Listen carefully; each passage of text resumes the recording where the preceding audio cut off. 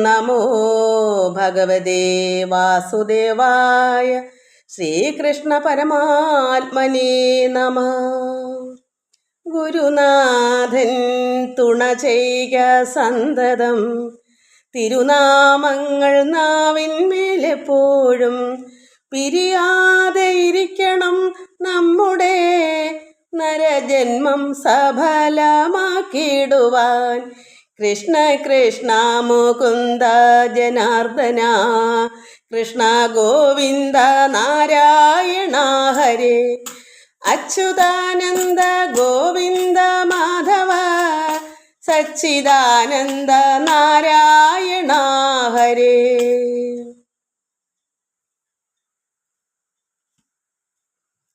ശ്രീഹരി അഷ്ടകം ചൊല്ലാം മക്കളെ. ജഗജ്ജാലപാലം കനൽ കണ്ഠമാലം ശരചന്ദ്രഭാലം മഹാദൈത്യകാലം നമോ നീലകായം ദുരാവാരമായം സുപത്മാസഹായം ഭജേഹം ഭജേഹം. സദാംബോധിവാസം ഗളേ പുഷ്പഹാസം ജഗൽ സന്നിവാസം ശതാദിത്യഭാസം ഗദാചക്രഹസ്തം ലസൽപീതവസ്ത്രം ഹസച്ചാരുവക്ത്രം ഭജേഹം ഭജേഹം. രമാകണ്ഠകാരം ശ്രുതിവ്രാതസാരം ജലാന്തർവിഹാരം ധരാഭാരഹാരം ചിദാനന്ദരൂപം മനോജ്ഞസ്വരൂപം ധൃതാനീകരൂപം ഭജേഹം ഭജേഹം. ജരാജന്മഹീനം പരാനന്ദപീനം സമാധാനലീനം സദൈവാനവീനം ജഗജ്ജന്മഹേതും സുരാനീകേതും ത്രിലോകൈകസേതും ഭജേഹം ഭജേഹം. കൃതാംനായഗാനം ഖഗാധീശയാനം വിമുക്തിർനിദാനം ഹതാരാതിമാനം സ്വഭക്താനുകൂലം ജഗൽ വൃക്ഷമൂലം നിരസ്താർത്ഥശൂലം ഭജേഹം ഭജേഹം. സമസ്താമരേശം ദ്വിരേകാഭകേശം ജഗൽ ബിംബലേശം ഹൃദാകാശദേശം സദാ ദിവ്യദേഹം വിമുക്താഖിലേഹം സുവൈകുണ്ഠഗേഹം ഭജേഹം ഭജേഹം.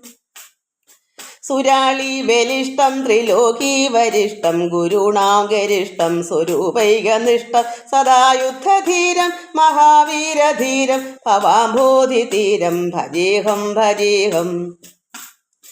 രമാവാമഭാഗം തലാഭഗ്നനാഗം കൃതാധീനയാഗം ഗദാരാഗരാഗം മുനീന്ദ്രേ സുഗീതം സുരൈ സംഭരീതം ഗുണൗഘൈരതീതം ഭജേഹം ഭജേഹം. ജഗജ്ജാലപാലം കനൽ കണ്ഠമാലം ശരചന്ദ്രഭാലം മഹാദൈത്യകാലം നമോ നീലകായം ദുരാവാരമായം സുപത്മാസഹായം ഭജേഹം ഭജേഹം. ശ്രീ മധുരാഷ്ടകം ചൊല്ലാം.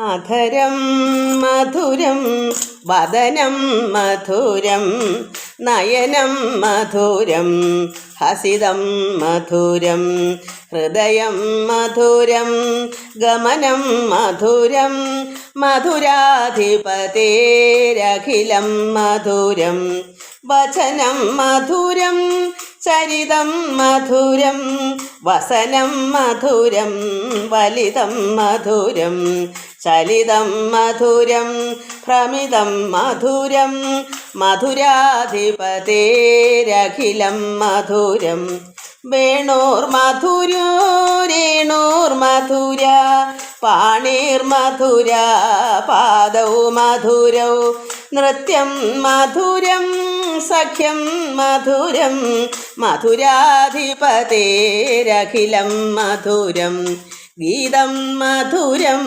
പീതം മധുരം ഭുക്തം മധുരം സുപ്തം മധുരം രൂപം മധുരം തിലകം മധുരം മധുരാധിപതേരഖിലം മധുരം കരണം മധുരം തരണം മധുരം ഹരണം മധുരം സ്മരണം മധുരം വമിതം മധുരം ശമിതം മധുരം മധുരാധിപതേരഖിലം മധുരം ഗുജാ മധുര മാല മധുര യമുനാ മധുര വീചി മധുര സലിലം മധുരം കമലം മധുരം മധുരാധിപതേരഖിലം മധുരം ഗോപീ മധുര ലീലാ മധുര യുക്തം മധുരം ഭുക്തം മധുരം ദൃഷ്ടം മധുരം ശിഷ്ടം മധുരം മധുരാധിപതേരഖിലം മധുരം ഗോപമധുര ഗാവോ മധുര അഷ്ടേർമധുര സൃഷ്ടേർമധുര ദളിതം മധുരം ഫലിതം മധുരം മധുരാധിപതേരഖിലം മധുരം അധരം മധുരം വദനം മധുരം നയനം മധുരം ഹസിതം മധുരം ഹൃദയം മധുരം ഗമനം മധുരം മധുരാധിപതേരഖിലം മധുരം അധരം മധുരം വദനം മധുരം നയനം മധുരം ഹസിതം മധുരം ഹൃദയം മധുരം ഗമനം മധുരം മധുരാധിപതേരഖിലം മധുരം അധരം മധുരം വദനം മധുരം നയനം മധുരം ഹസിതം മധുരം ഹൃദയം മധുരം ഗമനം മധുരം മധുരാധിപതേരഖിലം മധുരം സത്യം വദാമി മമ ഭൃത്യാദിവർഗമതും അർത്ഥം കളത്ര ഗൃഹപുത്രാദിജാലമതും ഒക്കെ ത്വതർപ്പണമതാക്കിയിട്ടു ഞാനുമിഹ തൃക്കാക്കൽ വീണു ഹരിനാരായണായ നമ നാരായണായ നമ നാരായണായ നമ നാരായണായ നമ ഹരിശങ്കരായ നമ നാരായണ സകല സന്താപനാശന ജഗന്നാഥ വിഷ്ണു ഹരി നാരായണായ നമ മതമത്സരാദികൾ മനസ്സിൽ തൊടാതെ ദിനം ഇതുകൊണ്ടു വാഴ്ത്തുക നമുക്കും ഗതിക്കു വഴി ഇതു കേൾക്കതാൻ ഇതൊരു മൊഴിതാൻ പഠിപ്പവനും പതിയാ ഭവാബുധിയിൽ നാരായണായ നമ മതമത്സരാദികൾ മനസ്സിൽ തൊടാതെ ദിനം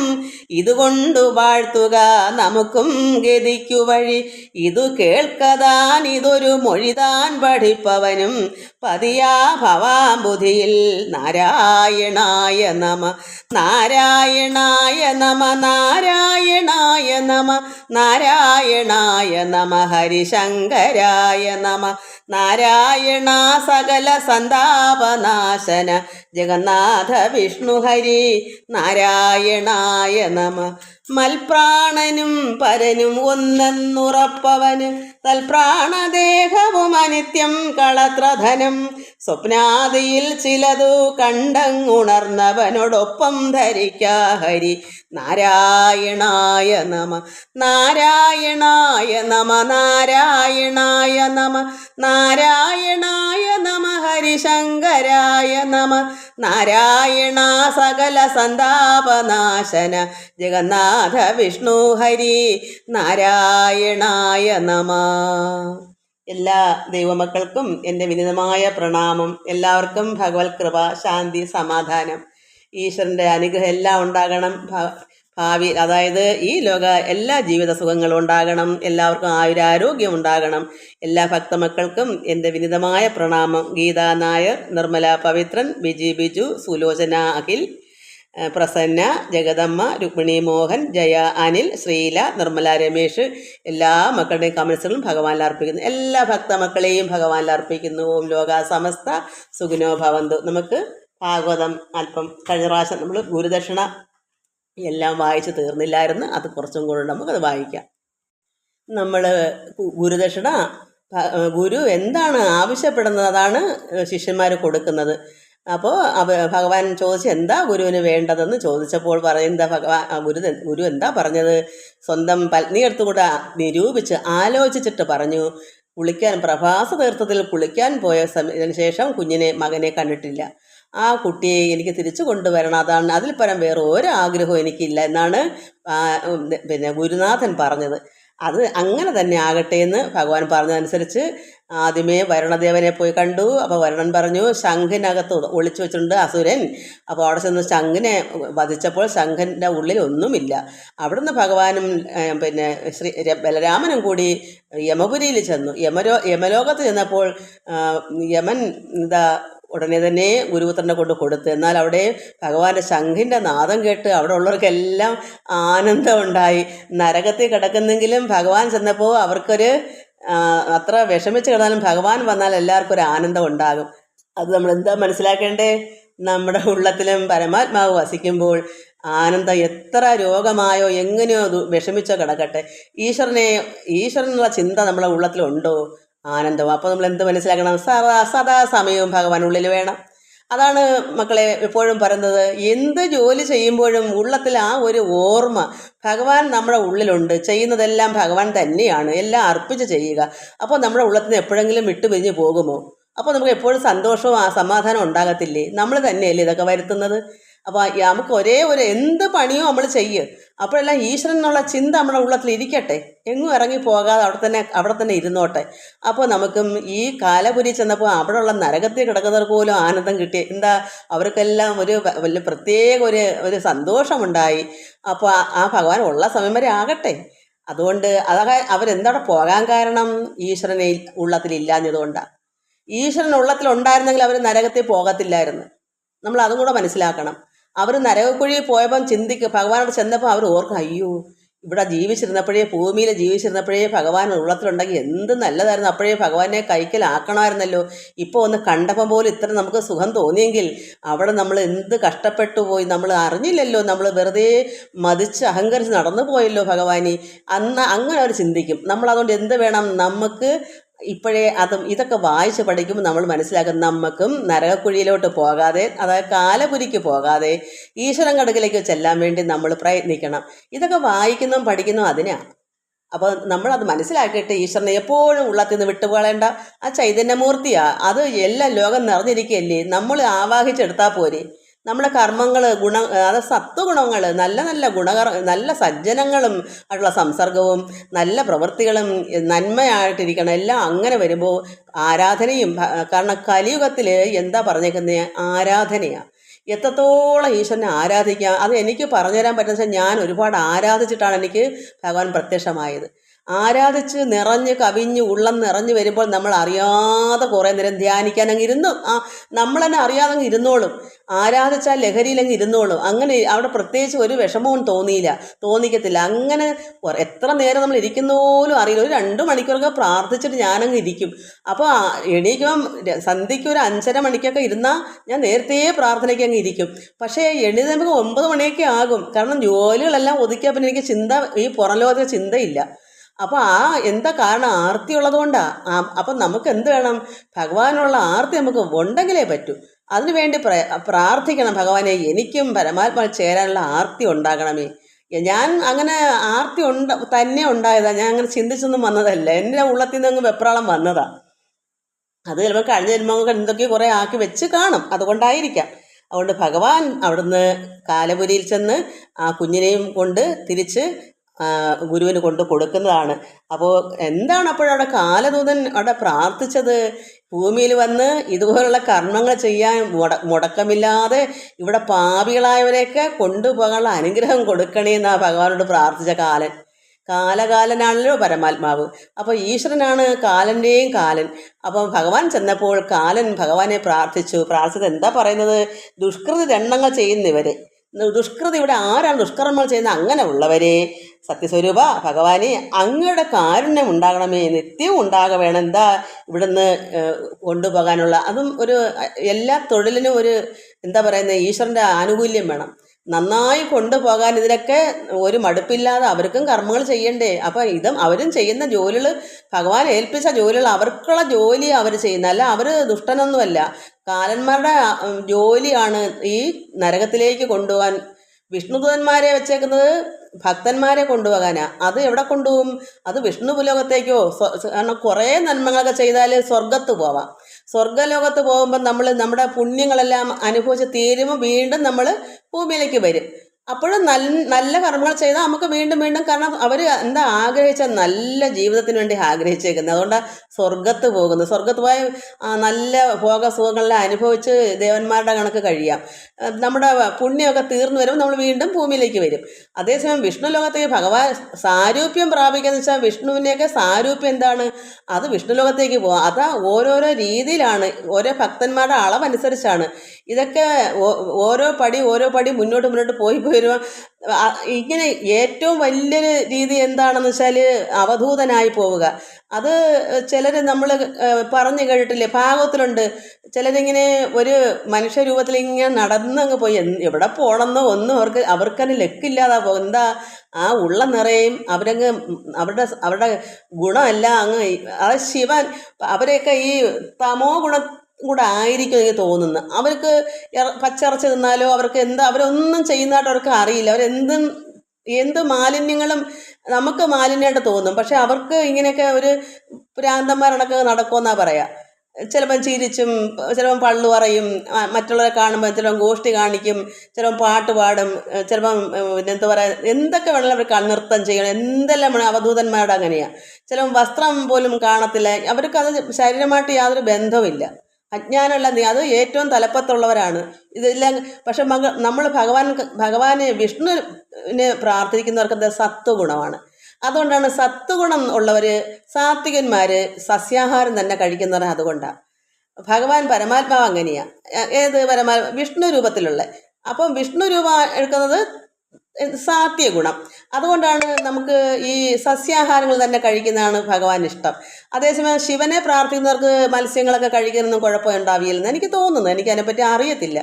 കാരണം എനിക്കിതിലൊന്നും വിശ്വാസമില്ലെന്ന് വെച്ചാൽ എൻ്റെ അമ്മ മത്സ്യങ്ങൾ കഴിച്ചുകൊണ്ടിരിക്കുന്ന ഒരു അമ്മയാണ്. അച്ഛൻ വന്നതിന് ശേഷമാണ് അതൊക്കെ നിർത്തിയത്. എന്നിട്ട് എൻ്റെ അമ്മ പരമഭക്തിയായിരുന്നു, ഈശ്വരനെ പ്രത്യക്ഷമായിട്ടുണ്ട്.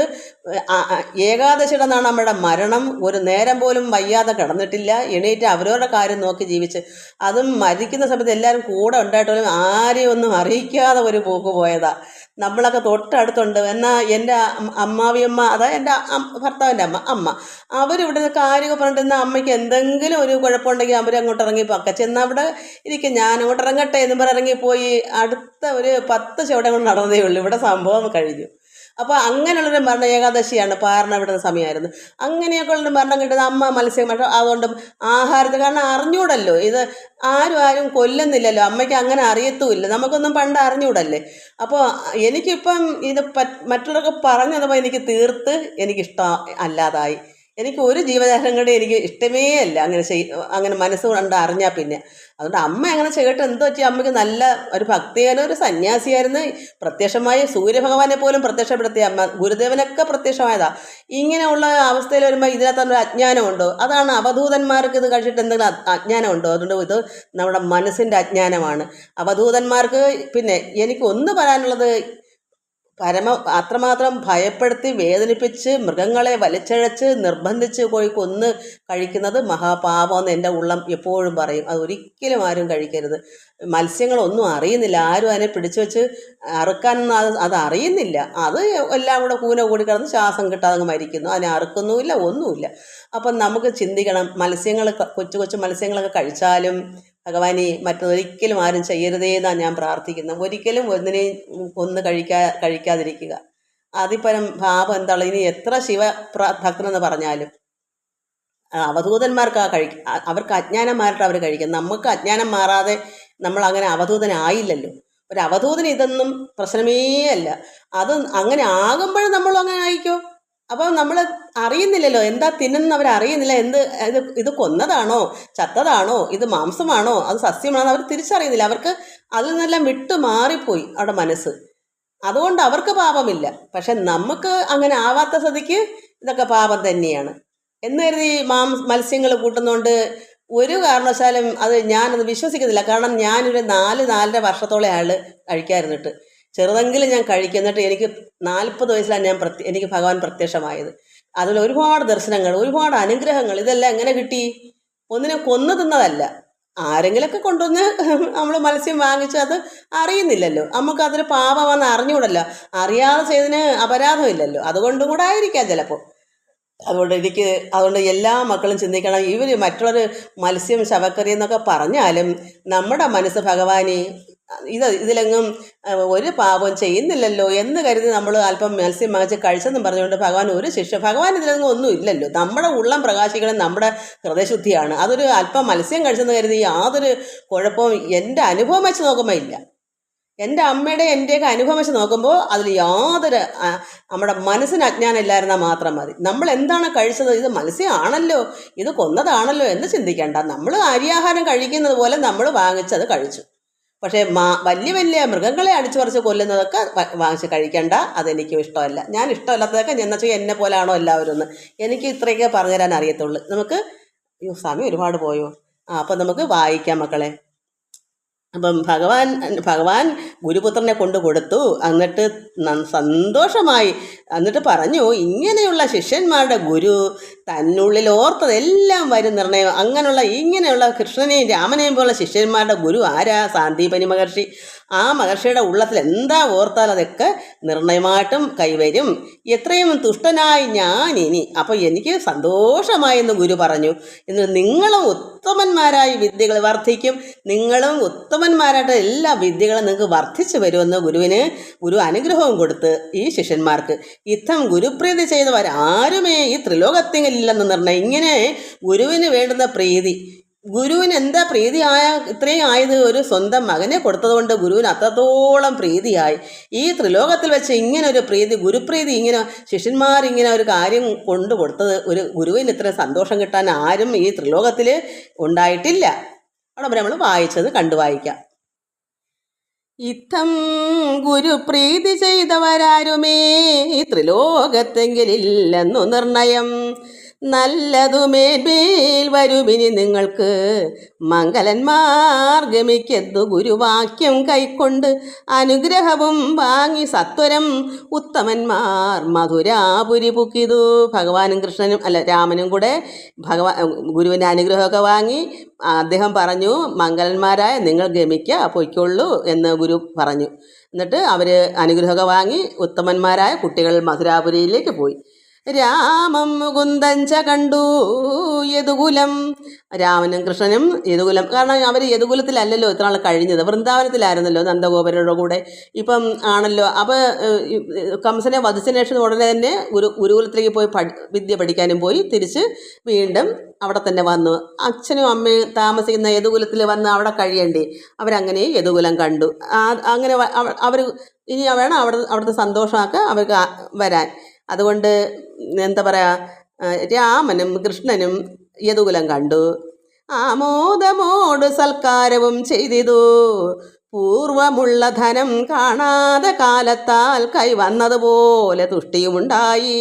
കാരണം പൂർവമുള്ള ധനം, എന്താണ് പൂർവമുള്ള ധനം? അച്ഛനും അമ്മയൊക്കെ ഇപ്പോഴല്ലേ കിട്ടിയത്. അവർ അവിടുത്തെ യദുകുലത്തിൽ ജനിച്ചവരല്ലേ. അപ്പോൾ അവിടുന്ന് അന്നേരം തന്നെ കൊണ്ടുപോയതല്ലേ വൃന്ദാവനത്തിലേക്ക് നന്ദഗോപുരം. അപ്പോൾ മുമ്പേ ഉള്ള ധനം എന്താ? അമ്മയും അച്ഛനൊക്കെ ധനമല്ലേ. അപ്പോൾ അവിടെ ഉള്ളതെല്ലാം അവരുടേതല്ലേ, ആ ഭവനോ എല്ലാം. അതുകൊണ്ട് ആ പൂർവമുള്ള ഈ ധനം കാണാതെ ഇല്ലാതെ കഴിഞ്ഞുകൂടി. അത് കാണാതെ കാലത്താൽ ഒരുപാട് കാലം ഇങ്ങനെ പോയി. അപ്പോൾ ഇപ്പം എന്ത് വന്നു? കൈ വന്നു. ഇപ്പോഴാണ് അവർക്ക് അച്ഛനും അമ്മയും കൈവന്നു, അവിടുത്തെ വീടും അവിടുത്തെ സ്ഥലങ്ങളും എല്ലാം അവർക്ക് കൈവന്നു. അതുകൊണ്ട് കൈവന്നതുപോലെ തുഷ്ടിയുമുണ്ടായി, സന്തോഷമുണ്ടായി കുഞ്ഞുങ്ങൾക്ക്. യാദവന്മാർക്ക് വളർന്നിതു മോദവും. എല്ലാവർക്കും സന്തോഷമായി. കാരണം അവരും ധരിക്കത്തില്ലേ, ഇവിടെ വസിക്കേണ്ട കുട്ടികളല്ലേ, അവരെവിടാ വസിച്ചിട്ടുള്ളത്. അപ്പോൾ അവിടെയുള്ള യാദവന്മാർക്കെല്ലാം സന്തോഷമുണ്ടായി. യാദവ രാമകൃഷ്ണന്മാർ ഒരുമിച്ചങ്ങ് ആമോദമോടു വസിച്ചതെല്ലാവരും സന്തോഷമായിട്ട്. ഓണം പോലെ അവർക്ക് സന്തോഷമായി. എല്ലാവരും ഒന്നിച്ചുകൂടി അവർ സന്തോഷിച്ച് വസിച്ചു. കാമതൻ തൻ വിലാസങ്ങൾ അത്യത്ഭുതം. ഭഗവാന്റെ ലീലാവിലാസങ്ങൾ എന്ത് അത്യത്ഭുതമാണ്. ഇത്തം മുനീന്ദ്രന്റെ വാക്കുകൾ കേട്ട് ആദിശുദ്ധ വിശുദ്ധനായി മോദിച്ചു ഭൂപതി. നാളെ പറഞ്ഞിടാം ശേഷം കഥയെന്ന് മേളമോടെ വസിച്ചാൾ ശുഗപൈതലും. അതായത് ഈ കാര്യങ്ങളെല്ലാം ശുഗമഹാമുനി ആർക്കാണ്? ഭൂപതിക്ക്, പരീക്ഷിത്ത് മഹാരാജാവിന് കൊടുത്തതാണ് ഈ വാക്കുകൾ. ഇത്രയെല്ലാം കാര്യങ്ങൾ ഈ ഗുരുവിനോട് ഇവർ പഠിക്കാൻ പോയതും ഗുരുദക്ഷിണ കൊടുത്തതും ഈ സർവ്വ കാര്യങ്ങളും ആർക്കാണ്? ഇതെല്ലാം ഈ പറഞ്ഞു കൊടുക്കുന്ന ഉപദേശങ്ങൾ പരീക്ഷിത്ത് മഹാരാജാവിന് കൊടുക്കുന്നതാണ്. ഇതിപ്പം നമ്മൾ ഇവിടം വരെ എത്തി. അപ്പോൾ അത് പറഞ്ഞിട്ട് ഇനി ബാക്കി നാളെ പറഞ്ഞിടാൻ കഥ, ഇന്ന് ഇത്രയും മതി എന്ന് പറഞ്ഞിട്ട് ശുഗപൈതലെന്ന് വെച്ചാൽ തത്തയെ കൊണ്ട് പറയുന്നത് പോലാണല്ലോ ഈ ശുഗമഹാമുനിയുടെ ഒരു അദ്ദേഹത്തിനെ പറയുന്നതാണ് ഈ ശുഗപൈതലെന്ന്. കേവലം ആനന്ദാമൃതം പാനം ചെയ്വതിനായി കേവല സ്വയം പ്രകാശാത്മരൂപേണ തന്നെ. കേവല സ്വയം പ്രകാശാത്മരൂപം, പരമാത്മാവ് സ്വയം പ്രകാശമാണ്, ഉള്ളതാണ്. ഭഗവാന്റെ പ്രകാശമാണ് ലോകം മൊത്തവും നമുക്കും എല്ലാം അഗ്നിയായിട്ടും സൂര്യനിലേക്കെല്ലാം വ്യാപിച്ചു പോയിരുന്ന ആ ഭഗവാന്റെ പ്രകാശം, ആ പ്രഭയാണ്. ഈ ഒരേ ഒരു പ്രഭ ഈ പരമാത്മാവിൻ്റെയാണ്. അതാണ് വീതിച്ച് നമുക്കെല്ലാം അതിൻ്റെ പ്രകാശങ്ങളായിട്ട് വരുന്നത്. അത് അഗ്നിയിലായാലും സൂര്യനിലായാലും ഇതെല്ലാം അവിടെ നിന്ന് ഉത്ഭവിച്ചതാണ്. അതുകൊണ്ട് ഭഗവാന്റെ കേവല സ്വയം പ്രകാശാത്മരൂപേണ തന്നെ പഞ്ചവർണ്ണത്തെ പൂണ്ട പൈങ്കിളിക്കുലം തന്നിൽ അഞ്ചാതെ മനോഹരയായി വന്നു പിറന്ന നീ പഞ്ചത്വം തീർന്നുകൊള്ളുവാൻ പങ്കജനേത്രൻ തൻ്റെ അഞ്ചിത ഭാഗവത ധർമ്മത്തെ പാടിക്കൊണ്ട് സഞ്ചരിച്ചിടുന്നൊരു ശാരികേ വരികിരി. പഞ്ചസാരയും പാലും പഴവും മറ്റുമുള്ള സഞ്ചയഭുക്തങ്ങളിൽ വേണ്ടത് ഭുജിക്കടോ.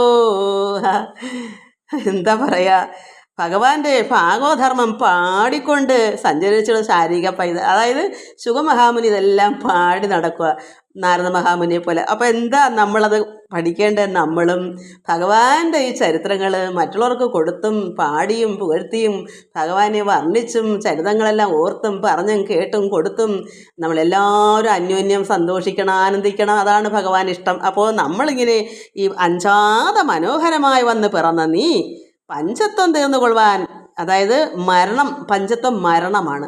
നമുക്ക് മരിക്കാതിരിക്കാനുള്ള അമൃതാണിത്. ഇതാണ് ഈ എന്തു പറഞ്ഞ ഒരു മരണത്തെ ജയിക്കാനുള്ളൊരു മരുന്നെന്ന് പറഞ്ഞ പോലെ നമുക്ക് മരിക്കാതിരിക്കാനുള്ള മരുന്ന് ഇതേ ഉള്ളൂ, ഈ ഭാഗവതായിരിക്കുന്ന അമൃത്. അത് പരമജ്ഞാന അമൃതം പാനം ചെയ്യുമ്പോൾ അലസതയും മാറി മരണമൊക്കെ അങ്ങ് മാറും, അമരത്വം നേടും. ശരീരത്തിന് മാത്രമേ മരണം വരുള്ളൂ. അതുകൊണ്ട് അഞ്ചാതെ മനോഹരയായി വന്ന പിറന്ന നീ പഞ്ചത്വം തീർന്നുകൊള്ളാൻ, പഞ്ചത്വം മരണം ഇല്ലാതെ വരാൻ പങ്കജ നേത്രൻ ഭഗവാന്റെ കഥയാണ് ഈ ഭാഗവതം. നമുക്ക് സന്തോഷവും സമാധാനവും ആനന്ദവും പിന്നെ പരമാത്മാവിലുള്ള ഭക്തിയെല്ലാം വർദ്ധിക്കാനുള്ള ഒരേ ഒരു മാർഗം. അങ്ങനെ ഭക്തി വർദ്ധിച്ച് എന്ത് വരും? പരമാത്മാവോട് ലയിക്കുമ്പോൾ ഔഷധമായി മാറും. നമ്മൾ തന്നെ ഒരു ഔഷധം, നമുക്ക് പിന്നെ ഒരു രോഗവും പിടിക്കത്തില്ല. കാരണം പരമാത്മാവ് ലയിക്കുക വെച്ചാൽ ആനന്ദം അനുഭവിക്കുക, അനുഭൂതി. ആ പരമ ചൈതന്യം ഉൾക്കൊള്ളുമ്പോൾ നമ്മുടെ നാഡീ ഞരമ്പുകളെല്ലാം പ്രകാശിച്ച് ശുദ്ധമായ രക്തം, ആ അമൃതം ഇങ്ങനെ ഒഴുകും സഹസ്രാര പത്മത്തിൽ നിന്ന്. അപ്പോൾ ഒരു അസുഖവും ഉണ്ടാവത്തില്ല. ഉണ്ടെങ്കിൽ പോലും അതും, കാരണം നമ്മുടെ ജന്മനാ ചിലപ്പോൾ നമുക്ക് ഇതൊക്കെ ഈ അനുഭൂതി വരുന്നതിന് മുമ്പ് നമ്മുടെ രോഗം നമ്മളെ ഉള്ളിലുണ്ട്. എനിക്കങ്ങനെ ഉണ്ട്. അപ്പോൾ അതെല്ലാം നമ്മൾ അറിയാതെ അതിൽ കൂടി നമ്മളങ്ങ്, ഇതെന്താ കാരണം? നന്നായി ഭഗവാന്റെ കഥ കേട്ട് ആനന്ദിക്കുമ്പം അതിൻ്റെ പുറകെ നിൽക്കത്തുള്ളൂ, അവിടെ നിന്നും വെളിയിൽ വരത്തില്ല ഈ രോഗങ്ങൾ. പെട്ടെന്ന് വേറൊരു രോഗം ഉണ്ടാവത്തില്ല. പക്ഷേ നമുക്ക് പണ്ടേ ഉള്ളത് കഴിഞ്ഞ ജന്മമേ ചിലപ്പോൾ നമുക്ക് അതിൻ്റെ ബാക്കി കിടക്കും. അങ്ങനെ നമ്മളിൽ വന്നു കിടന്നാൽ അത് നമ്മൾ അറിയാതെ അങ്ങ് ജീവിച്ചു പോകും.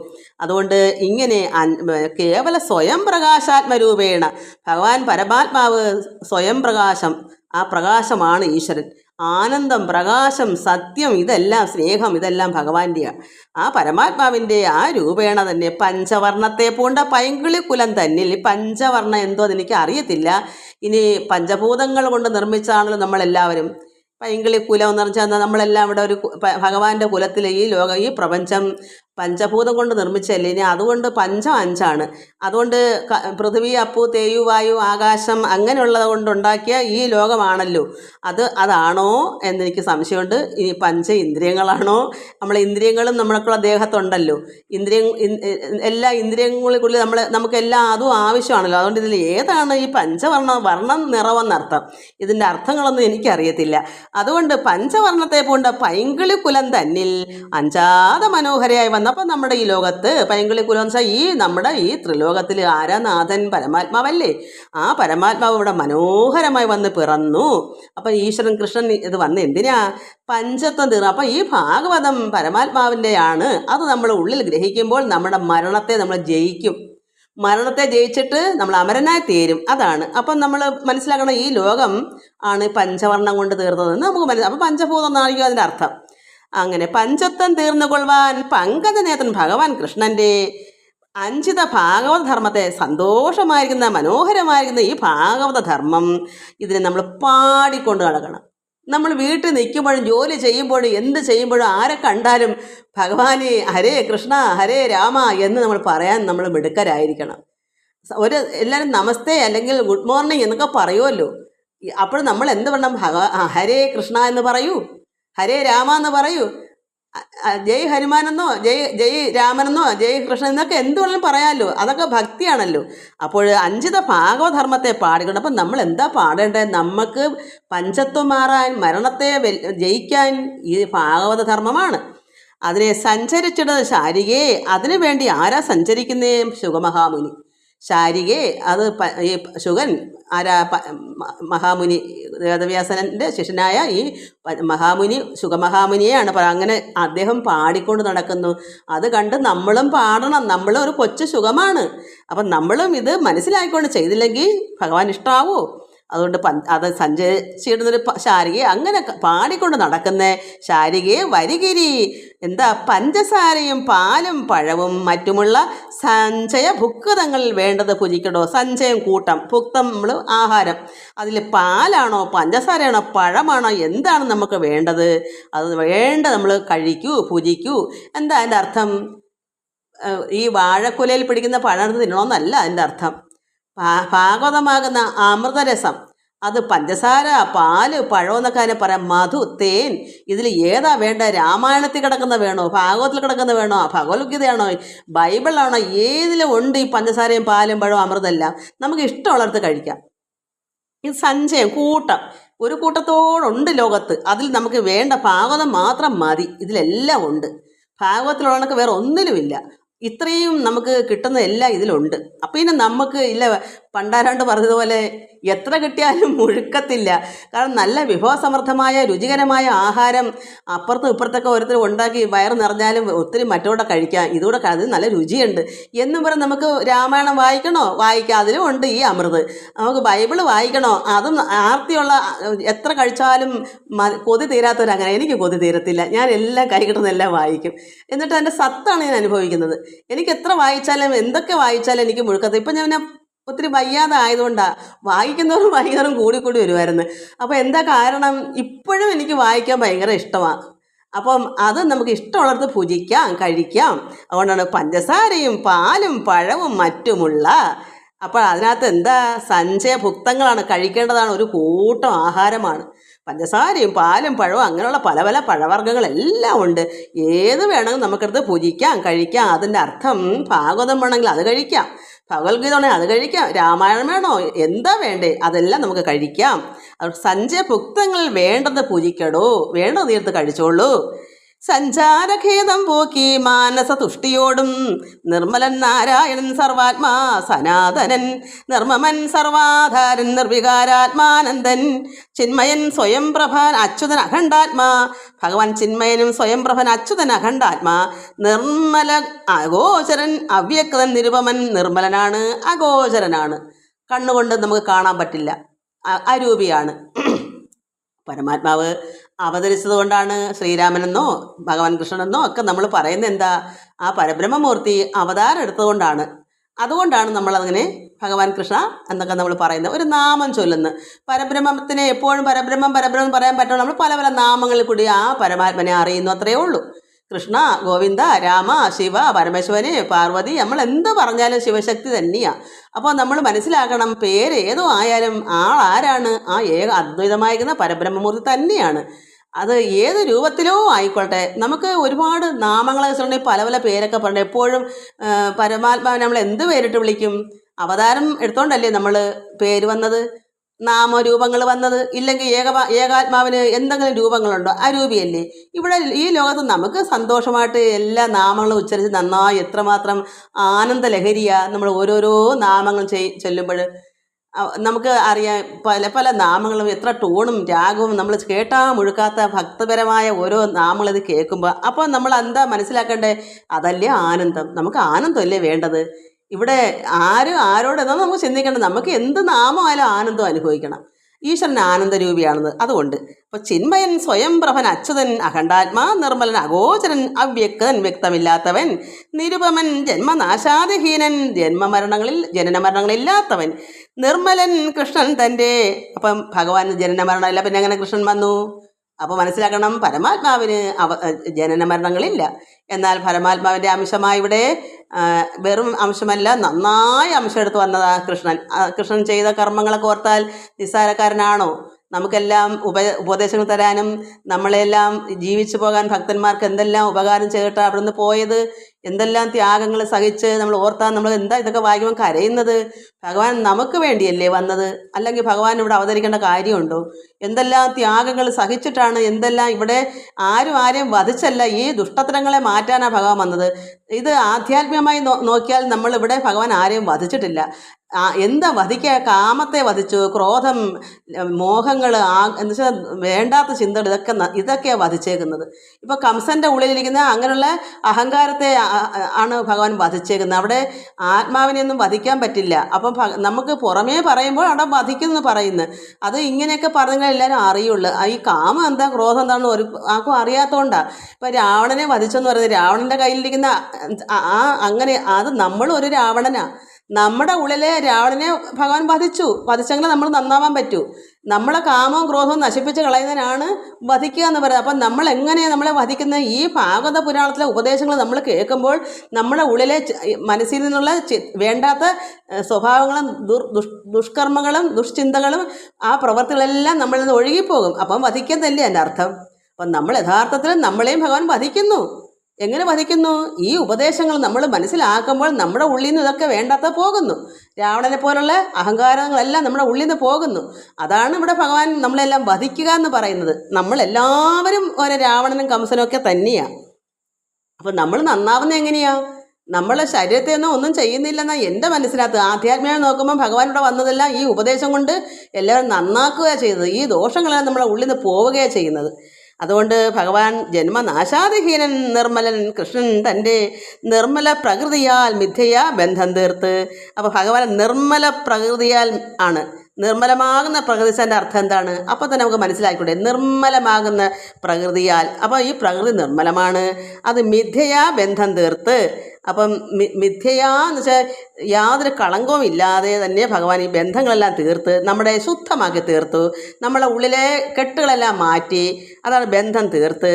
നിശ്ചലത്വം വരുത്തും. നമ്മളെല്ലാം നിശ്ചലമാക്കി, സന്തോഷമാക്കി, മനസ്സിനെയൊക്കെ നിശ്ചലമാക്കി യഥാർത്ഥത്തെ കൈക്കൊള്ളാൻ, ആത്മാവിൽ നമ്മൾ അമരത്വം നേടാൻ നിശ്ചലത്വം വരുത്തും. സത്യമാ കഥാശേഷം വിശ്വമോഹനം പറഞ്ഞിടടോ മടിയാതെ. ഇതെല്ലാം അപ്പോൾ നമുക്ക് മനസ്സിലാക്കാമേ ഭഗവാനോട് വന്ന് ഒന്നും ദോഷങ്ങളല്ല ചെയ്തതെന്ന്. നമ്മുടെ ഉള്ളത്തിലിരിക്കുന്ന അഹങ്കാരത്തെയാണ് അന്ന് മാറ്റിയിട്ടുള്ളതെന്ന് നമുക്ക് ചിന്തിക്കാം. അത് യഥാർത്ഥത്തിൽ അങ്ങനെ തന്നെയാണ്. നമുക്ക് പുറമേ പറയുമ്പോൾ ഇങ്ങനെ വധിക്കുന്നെന്ന് പറയുമ്പം ജനങ്ങൾ അങ്ങനെ അങ്ങ് ആക്കിയെടുക്കുന്നതാണ് എൻ്റെ വിചാരം. അല്ലാതെ ഭഗവാൻ ആരെയും വധിച്ചിട്ടില്ല. എല്ലാവരുടെയും ഉള്ളത്തിലെ അഹങ്കാരത്തെ മാറ്റിയിട്ടേ ഉള്ളൂ എന്നാണ് എൻ്റെ ഒരു ഉറപ്പ്. കേട്ടുകൊള്ളുക, കൃഷ്ണൻ കംസനെ കൊല ചെയ്തു. കംസൻ വെച്ചാൽ ആ ദുഷ്ടനായതെങ്ങനെയാ? അദ്ദേഹത്തിന് ഉള്ളിലെ ദുഷ്ടത്തരത്തെ കൊല ചെയ്തു. വാട്ടമെന്നേ ശിഷ്ടരക്ഷണം ചെയ്തുകൊണ്ട് ഒരു വാട്ടമില്ലാതെ സന്തോഷത്തോടെ ശിഷ്ടരെ രക്ഷിച്ചു. അത് ഭക്തന്മാരെ രക്ഷിച്ചു. ദുഷ്ടന്മാരുടെ ദുഷ്ടതത്തെ വധിച്ചു. അപ്പോൾ കംസനെ പോലെ ഒരുപാട് ദുഷ്ടന്മാരുണ്ട്. അവരുടെ എല്ലാം നന്നാക്കി എടുത്തെന്നല്ലേ അതിൻ്റെ അർത്ഥം. അപ്പോൾ അവരെല്ലാം നന്നാക്കി അവർക്ക് മോക്ഷത്തിലേക്ക് കടത്തി വിട്ടെന്നല്ലേ എൻ്റെ അർത്ഥം. അപ്പം ദുഷ്ടത പെരുത്തിരുന്നവർക്ക് നല്ല കാര്യങ്ങൾ പറഞ്ഞു കൊടുക്കുമ്പോൾ അവരുടെ ദുഷ്ടത്തെ എല്ലാം വധിച്ച്, അതായത് അതിൽ നിന്നെല്ലാം അവരുടെ ഉള്ളത്തിൽ നിന്നെല്ലാം കഴുകി കളഞ്ഞിട്ട് അവർക്കെല്ലാം ഈശ്വരൻ മോക്ഷം കൊടുത്തെന്ന് പറഞ്ഞാൽ ഞാൻ അങ്ങനെ ചിന്തിക്കുന്നത്. അതുകൊണ്ട് വാട്ടമെന്നിയെ നന്നായി ഭഗവാൻ ഭക്തന്മാരെ രക്ഷിച്ച്, ഭക്തന്മാർക്ക് പിന്നെ ദുഷ്ടത്തരം ഇല്ലാത്തതുകൊണ്ട് ഭഗവാൻ അവരെ രക്ഷിക്കുമല്ലോ. പ്രത്യേകിച്ച് നന്നാക്കി എടുക്കണ്ടല്ലോ, നീതിമാന്മാരെ നന്നാക്കണ്ടല്ലോ. ഭഗവാൻ തരുന്ന ഉപദേശം നമ്മളിലെല്ലാം ഉണ്ടെങ്കിൽ നമ്മളെ പ്രത്യേകിച്ച് നന്നാക്കണ്ട. ദുഷ്ടന്മാർക്ക് വേണ്ട ഉപദേശങ്ങൾ കൊടുത്ത് അവർക്ക് മോക്ഷവും കൊടുത്ത്. അതാണ് കംസനൊക്കെ അങ്ങനെ ചെയ്യുന്നത് എനിക്ക് തോന്നുന്നത്. ഗോവിന്ദൻ അങ്ങനെ ചെയ്തിട്ട് ഗോവിന്ദൻ മധുരയിൽ വാഴുന്നാൾ ഒരു ദിനം, അങ്ങനെ ഭഗവാൻ എല്ലാവരെയും രക്ഷിച്ച് ദുഷ്ടന്മാരെയൊക്കെ വധിച്ചു. അതായത് ദുഷ്ടന്മാരുടെ അഹങ്കാരത്തെയൊക്കെ വധിച്ചു. ഭക്തന്മാർക്കെല്ലാം വാട്ടം കൂടാതെ ആനന്ദം കൊടുത്ത് രക്ഷണം കൊടുത്തു. ശിഷ്ടരക്ഷണം ചെയ്തുകൊണ്ട് ഭഗവാൻ മധുരയിൽ, അതായത് ഇപ്പം പോയി നിൽക്കുന്ന മധുര, അവരുടെ യദുകുലത്തിൽ ഭഗവാൻ കൃഷ്ണൻ ഗോവിന്ദൻ എന്ന് പറയും. ഗോവിന്ദൻ കൃഷ്ണൻ എന്ന അർത്ഥം. മധുരയിൽ വാഴുന്നാൾ ഒരു ദിനം, അങ്ങനെ ഒരു ദിവസം ജീവശിഷ്യനായ ഏറ്റവും ഉത്തമനായ നിജഭാവത്തെ മുന്നേ അറിഞ്ഞിടുന്ന മന്ത്രികളിൽ, പിന്നെ അതായത് നേരത്തെ ഉദ്ധവര് മന്ത്രിയായിരുന്നു, കൃഷ്ണഭക്തനായിരുന്നു ഈ ഉദ്ധവർ. ജീവശിഷ്യനായ ഏറ്റവും ഉത്തമൻ, ജീവശിഷ്യനെന്ന് വെച്ചാൽ ഭഗവാന്റെ ഏറ്റവും ജീവന് തുല്യമായ ശിഷ്യനായിരുന്നു ഈ ഉദ്ധവർ. ആ ജീവശിഷ്യനായ ഏറ്റവും ഉത്തമനായ, എല്ലാവരിലും വെച്ച് ഏറ്റവും ഉത്തമനായിരുന്ന നിജഭാവത്തെ മുന്നമറിഞ്ഞിടുന്ന മന്ത്രികളിൽ വച്ച് അപ്പം അദ്ദേഹം മന്ത്രിയായിരുന്നു, ഭക്തനായിരുന്നു, ഭഗവാന്റെ ഏറ്റവും ഉത്തമനായ ഭക്തനായിരുന്നു. അങ്ങനെയുള്ള കേശഭക്തനായി ജ്ഞാനസമ്പന്നനായി, ഭഗവാന്റെ ഭക്തനുമാണ്, അറിവിൻ്റെ നിറകുടമാണ്, ജ്ഞാനസമ്പന്നനാണ്, അങ്ങനെയുള്ള സത്യബുദ്ധിമാനുമാണ്. അങ്ങനെയുള്ള ഉദ്ധവനെ, അതായത് നിജശിഷ്യനായ ഏറ്റവും ഉത്തമനായ നിജഭാവത്തെ, അദ്ദേഹത്തിൻ്റെ ഭാവത്തെ ഭഗവാൻ മുന്നമേ അറിഞ്ഞിട്ടുണ്ട്. അദ്ദേഹം ആരാണെന്ന് ഭഗവാൻ അറിയാം. അതുകൊണ്ട് അദ്ദേഹത്തിൻ്റെ ഭാവം എന്താണ്, അത്ര ഭക്തനാണെന്നും സമ്പന്നമായിരിക്കുന്ന എല്ലാം ജ്ഞാനത്തെ എല്ലാം അറിവുള്ളവനാണെന്നും ഭഗവാന്റെ ഭക്തനാണെന്നും എല്ലാം ഭഗവാൻ നേരത്തെ തന്നെ അറിയാം. അതുകൊണ്ട് അങ്ങനെയുള്ള ആളിനെ മുന്നം അറിഞ്ഞിടുന്ന മന്ത്രികളിൽ വച്ച് ഏറ്റവും ഭക്തനാണ് കൃഷ്ണഭക്തൻ. അത് കേശവഭക്തനായി ജ്ഞാനസമ്പന്നനായി സത്യബുദ്ധിമാനായി മേവിടുന്ന ഉദ്ധവനെ സത്വരം ഭഗവാൻ അദ്ദേഹത്തിനെ വിളിച്ചു. എന്താ വിളിക്കാൻ കാരണം? വിളിച്ച് അതിമന്ദഹാസേന ഭഗവാൻ കൃഷ്ണൻ ഉദ്ധവ കരം പിടിച്ച് ഇവണ്ണാരോട് ചെയ്തു. ഭഗവാൻ അത്രമാത്രം സന്തോഷമാണ്. കാരണം ഭഗവാന്റെ അത്രയ്ക്ക് ഏറ്റവും ഉത്തമനായ ഭക്തനാണ് ഭഗവാന്റെ ഈ പറഞ്ഞ വ്യക്തി ഉദ്ധവർ. അദ്ദേഹത്തിന് സത്വരം ഭഗവാൻ പെട്ടെന്ന് തന്നെ ഇങ്ങനെ വിളിച്ച് അതിമന്ദഹാസേന, അത്രത്തോളം മന്ദഹാസം കൊണ്ട് ഭഗവാൻ കൃഷ്ണൻ ഉദ്ധവൻ്റെ കൈ പിടിച്ച് എന്താ പറയുന്നത്? ഈവണ്ണം അരുളി ചെയ്തു. എന്താ ഈവണ്ണം അരുളി ചെയ്യുന്നത്? എന്താ പറയാ? നമുക്കത് അടുത്ത പ്രാവശ്യം വായിക്കാം. ബുദ്ധി ശുദ്ധിയും ജന്തുക്കൾ തന്നിൽ കൃപ. അപ്പോൾ അദ്ദേഹത്തിന് എന്താ ഭഗവാൻ ഇത്ര അറിയാനുള്ള കാരണം? അദ്ദേഹത്തിന് ബുദ്ധിയും ശുദ്ധിയും ജന്തുക്കൾ തന്നിൽ കൃപയുണ്ട്. അതാണ് ഏറ്റവും ഒന്നാമത്തെ ഒരു ചാൻസ്. അപ്പോൾ അത് ഭഗവാൻ നേരത്തെ അറിയാം. അതുകൊണ്ടാണ് മക്കളെ ഈ ഭക്തന്മാരെന്ന് പറഞ്ഞാൽ പോരാ, നമുക്ക് ജീവനുള്ള ജന്തുക്കൾ കൃപയുണ്ടോ? അതുകൊണ്ടാണ് പറഞ്ഞത് നമ്മൾ ദുഷ്ടതത്തിൽ പാപം പേറിക്കിടക്കുന്ന അതായത് ക്രൂരന്മാരായിരിക്കുന്നവരെ പിടിച്ച് വലിച്ചിഴച്ച് കൊണ്ടുപോയി അതിനെ ഉപദ്രവിച്ച് അടിച്ചും പിടിച്ചും കെട്ടി 4 കാലും പിടിച്ച് കെട്ടിയിട്ട് അറുക്കുന്ന ആ മാംസത്തെ തിന്നാൽ എന്ത് സ്നേഹം ഭഗവാൻ നമ്മളോടുണ്ടാവും? അത് നിങ്ങൾ ആദ്യം മനസ്സിലാക്കൂ.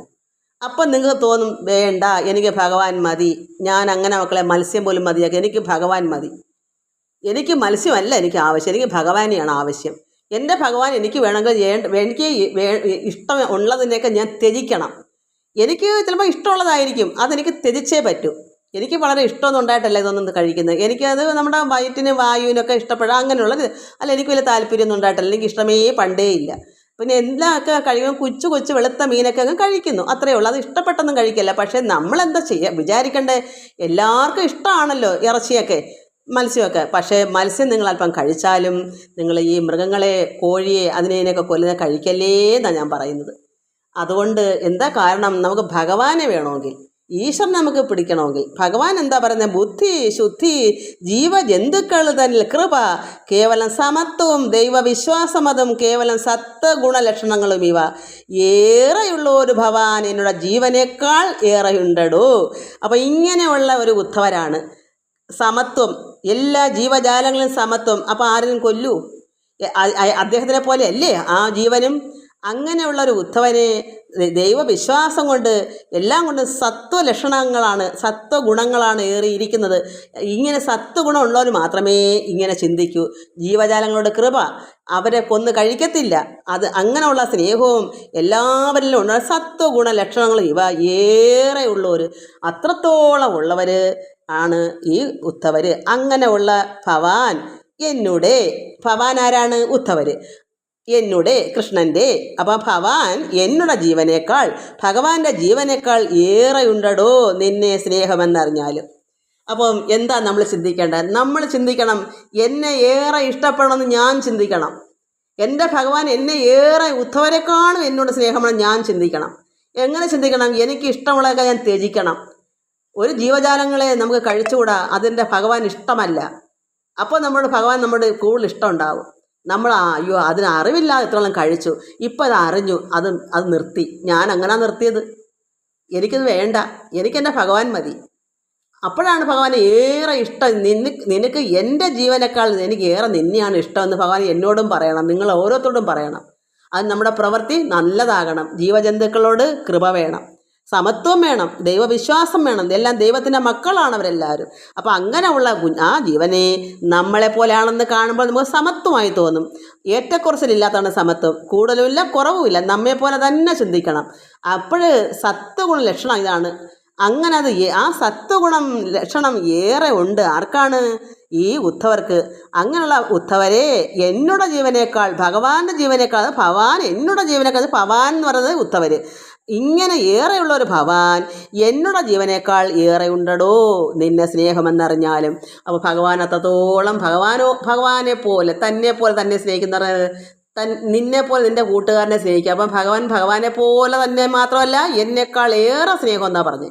അപ്പോൾ കൃഷ്ണനേക്കാളും സ്നേഹം ഉദ്ധവരോടാണ് കൃഷ്ണനേക്കാൾ ഏറെ ഇഷ്ടം ഉദ്ധവരോടാണ്. നമ്മൾ ഓരോരുത്തരും ചിന്തിക്കണം, നമുക്ക് അങ്ങനെ വേണോ അതോ നമുക്ക് അങ്ങനെ അല്ലാതാകണോ? ഭഗവാൻ ഇതുപോലെ ഉദ്ധവരെ പോലെ നമ്മൾ ആയാൽ നമുക്കും ഭഗവാൻ പറയും ഭഗവാനേക്കാൾ ഏറെ ഇഷ്ടം എനിക്ക് നമ്മളെ ഓരോരുത്തരെയാണെന്ന് ഭഗവാൻ പറയും. എനിക്ക് അങ്ങനെ പറഞ്ഞില്ലെങ്കിൽ എനിക്ക് ഒന്നിനെയും ദ്രോഹിക്കാനോ എന്നെ ഒന്നും പറഞ്ഞില്ലെങ്കിൽ എനിക്ക്, പക്ഷേ എനിക്കിഷ്ടമല്ല ഒന്നിനെയും ദ്രോഹിക്കുന്നത്. ഭഗവാൻ പറയണമെന്നോ ഒന്നുമല്ല തീരുമാനിക്കുന്നത്. എനിക്ക് ഭഗവാൻ ഇഷ്ടമുണ്ടെങ്കിൽ പറയോ പറയാതൊന്നും എൻ്റേതല്ല, അത് ഭഗവാന്റെ ഇഷ്ടം. ഞാൻ എന്താ എൻ്റെ ഇഷ്ടം? ജീവജന്തുക്കൾ കാരുണ്യവും കൃപയും വേണം. ഒരു ഒന്നിനെ പോലും ദ്രോഹിച്ചുകൂടാ. അത് വേണം, അത്യാവശ്യമാണ്. നമ്മളൊക്കെ എന്തെങ്കിലും അവർക്ക് കൊടുക്കണം. ആഹാരങ്ങൾ നമ്മളെ കൺമുമ്പിൽ വരുന്നത് ഇതൊക്കെ നമുക്ക് വേണം. അതിപ്പോൾ ഈ ഭഗവാന്റെ കൃപ വേണമെന്ന് ഓർത്തിട്ടോ ഭഗവാന്റെ ജീവനേക്കാൾ എന്നെ സ്നേഹിക്കുന്നത് ഓർത്തിട്ടോ ഒന്നുമല്ല. എനിക്കത് അറിഞ്ഞും കൂടായിരുന്നു. ഇതൊന്നും വായിച്ച് മനസ്സിലാകുന്നത് ഇപ്പോഴാണ്. പക്ഷേ എൻ്റെ ജന്മനാ ഞാൻ അങ്ങനെയാണ് ചെയ്തുകൊണ്ടിരുന്നത്. അതിപ്പോൾ വായിച്ചപ്പോൾ ഞാൻ മനസ്സിലാക്കുക. അതാണ് ഇതൊക്കെ പണ്ട് വായിക്കുമ്പോൾ ഞാൻ ഒരുപാട് കരയുന്ന, എങ്ങനെ എൻ്റെ അനുഭവങ്ങളാണല്ലോ ഇത് കിടക്കുന്നത്. അങ്ങനെ ഞാൻ കരയും. എനിക്കതൊന്നും ആരും പറഞ്ഞു തന്നില്ലേ, ഞാൻ ഇങ്ങനെയാണല്ലോ. ഇപ്പം ജഗദമ്മ എപ്പോഴും പറയും ഞാൻ ഇതാണമ്മേ, ഞാൻ അതാണമ്മേ. എന്താ കാരണം? സത്യമായ കാര്യമാണ്, അത് എനിക്കറിയാം. ഞാൻ അങ്ങനെ ആയിരുന്നു. ഞാൻ അങ്ങനെ ആയതുകൊണ്ടാണ് ഈ ഭാഗം വായിക്കുമ്പോൾ ഞാൻ കരയുന്നത്. അന്നൊക്കെ ഇടക്കാലത്ത് ഇത് വായിക്കുമ്പോൾ ഞാൻ കരയുന്നത് എന്താ, അതിനുമ്പ് എനിക്ക് അർത്ഥമൊന്നും അറിഞ്ഞൂടായിരുന്നു. തന്നെ വായിച്ച് അർത്ഥം അറിഞ്ഞപ്പോൾ ഇങ്ങനെ കരയുന്ന കാര്യം മൊത്തം ഇതാണ്. ഇപ്പം ജഗദമ്മേ ഇതുപോലെ പറയും, അമ്മേ ഞാൻ അതാണമ്മേ, ഞാൻ അങ്ങനെയാണമ്മേ. അങ്ങനെ എല്ലാ മക്കളും പറയണം ഞാൻ അതാണെന്ന്. അപ്പോഴാണ് ഭഗവാൻ നമ്മുടെ സ്നേഹം ഉണ്ടാകുന്നത്. അപ്പോൾ നമ്മളതാണെങ്കിൽ നമുക്കറിയാമല്ലോ ഈശ്വരൻ നമ്മുടെ കൃപ ഉണ്ടാകുമെന്ന്. തീർത്തുമ്പോൾ വിശ്വസിക്കാമല്ലോ. എല്ലാവർക്കും നമസ്കാരം. ഹരി ഓം ഹരി ഓം ഹരി ഓം.